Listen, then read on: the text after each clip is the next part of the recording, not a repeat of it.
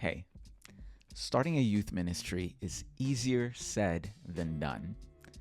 But what if I told you that there were 7 simple steps that worked for me in starting a youth ministry at my church? In this video, I want to share with you those 7 simple steps, and I hope that they work for you in your local church context. Let's go. Number 1, prayer.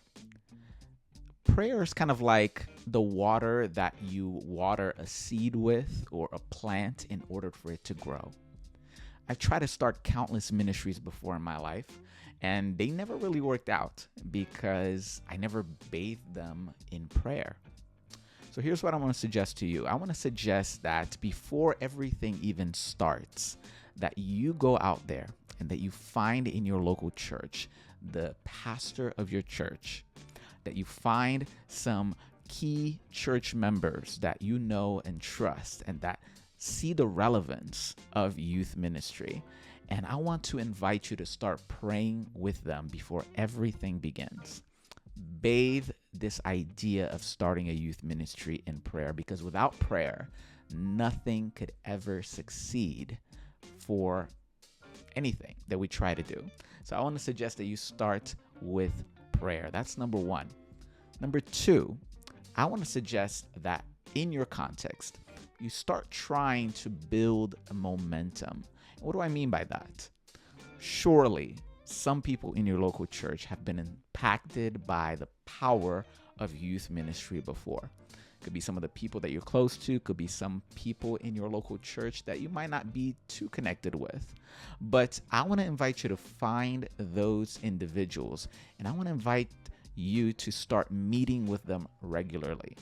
Meet with them once a week and start throwing ideas out there. Get together with them, get to know each other, and build this relationship together of loving youth ministry as a team and trying to figure out awesome ways of starting a youth ministry in your local church. Number 3, after you build momentum and you start having those regular meetings with that group of people, I want to invite you to build a ministry team. Build a youth ministry team. No man is an island. That means that any of us were not made to be alone, neither to work alone, which means that we were made to work with other people. So remember that community we talked about the previous step, that group of people you've been building momentums with? I want to invite you to find a few figures in there, people that you know well, people that you trust, and people that you know are also on fire for youth ministry. And I want to ask you to pray for them. I want to ask you to pray with them. And I want to ask you to invite them into this youth ministry team, because you can't do this by yourself. Youth ministry is not a one man or a one woman feat. You will burn yourself out. You need a team. So build that team. Pray over that team. Be present in their lives long before everything begins. And last but not least, this is something that we cannot forget. Make sure that everybody in your youth ministry team is able to do a background check. Okay, so we hit on numbers 1, 2, and 3. Let's go to number 4, because number 4 is so important. Number 4 is get your pastor on board. I can't say this enough. All right? Because if your pastor of your church is not on board with the idea of a youth ministry, and listen, I would struggle to think that there would be a pastor that would have an issue with that, but trust me, I've heard stories.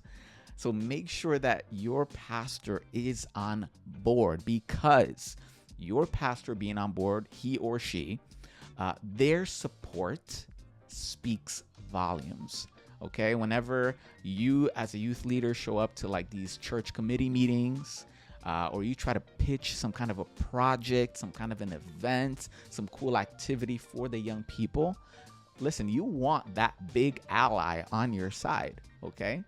And if the rest of the church leaders look at the pastor and they see that he or she are not really buying into the youth ministry thing, guess what?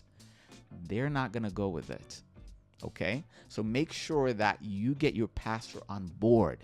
Give him your agenda of events. Tell him your plans. Tell him, some of the things that you're working on, and get them involved. As a matter of fact, if you can have them come to the team meetings, or her, that would be even better. Okay? Make sure that you have your pastor on board. Number five is all about creating immersion events. Okay? Create immersion events. And what do I mean by immersion events? Immersion events are basically these very fun and very easy events to put together that basically are built around a common interest that the majority, like 90% of teenagers and college students love. Something that they're deeply interested in.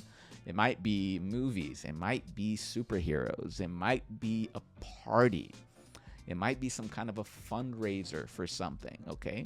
What do you know in your context would work the best? You know the youth. You know their interests. You've kind of studied them a little bit. You know what they're into. Build immersion events around that, okay? And invite all of them, okay? I doubt that they won't come to a party or an event themed after something that they love or something that's current. Create those events. And what's awesome about those events is that you don't have to just do them alone in your local church. Cases are sometimes that some churches have so little youth to begin with that I would always recommend that if you know another church in the local area that have a youth group, invite them. Invite them to your youth group events and have a joint youth program, a joint worship night, a joint movie night, a joint sports night. The list goes on, right? Have those events and have the young people mingle and interact. And funny enough, here's an added bonus.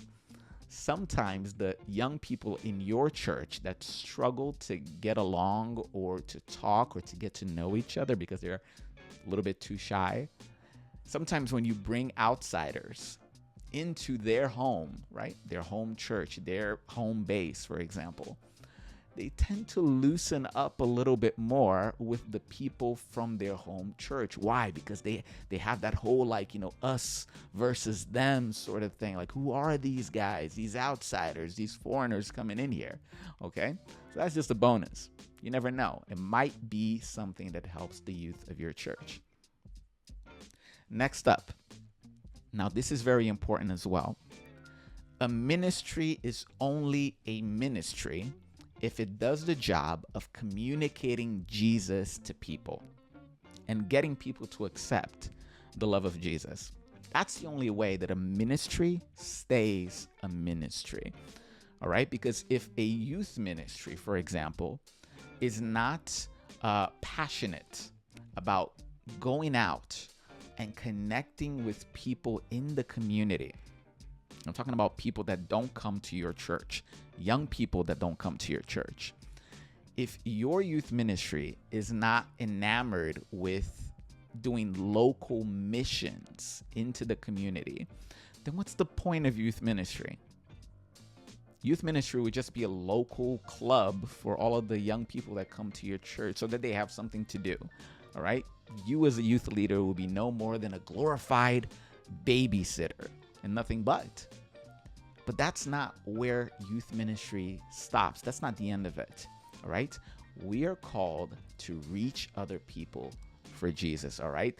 The Great Commission in the book of Matthew, chapter 28, can still happen and should happen in youth ministry. So how are you intending to connect with the local youth of your surrounding community? Some good ideas might be, are the community members organizing some kind of a community event? Is there an event that they're doing that we as a youth ministry can partake in? that we can join? Is there a space for us to host a thing? Can we set up a station? Can we do an activity there so that we can start mingling with the young people of the community? You might want to do that. You might want to be able to do some outreach work. All right. I think that back to school season is one of the best seasons to be able to connect with young people in the community, especially young people who are at a critical financial situation. Maybe the family's struggling a little bit and the purchase of school materials might be a little bit tough at that current time. This is where your youth ministry can come in and say, hey, let's, pack some bags with notebooks and pens and pencils and erasers and all of the school supplies, and let's go into the community and try to reach people that have families and hopefully teenagers as well, and give them some of these bags and leave our contact card in there. Try to create a contact with them as we visit their homes, or maybe we see them at the park. Let's try to create some kind of a connection. You see, I think that back to school time is a great time to connect with young people of the families of our community. So there's got to be outreach. I think that number 6, if I could highlight it, would be outreach. Outreach matters. Okay. Now, last but not least, step number 7, it's pretty simple and straightforward. Step number 7 is rinse and repeat. Rinse and repeat. All right. Just keep going through this list and you keep strengthening everything that you're doing. And I honestly believe that you'll be able to start a well and healthy youth ministry in your local church conference. It doesn't have to be impossible. It is work. It is a little bit tricky sometimes. You will have to navigate a lot of things, and it takes a lot of learning. But think of the reward of connecting young people to Jesus. Nothing beats that. All right. I hope that this video has blessed you and helped you in an amazing way in your journey of being a youth leader in your local context. And even if you aren't a youth leader, I hope that these points have helped you and inspired you in whatever it is that you do. Okay. So thank you so much for watching this video. My name is Felipe. I'm a youth pastor here in Chicago. Connect with me. Talk to me in the chats. Talk to me in the comment. Leave a message there, leave a question, leave a comment. I love to engage with you. If you saw value in this video, go ahead and leave a like. And please, I would appreciate it if you shared it with somebody that you love and you care, if you found value in this material. Okay? And now that you watched this video, I want to invite you to watch this next video that highlights 3 main key points of how we can truly build authentic connections with young people. I'm going to see you there. Peace.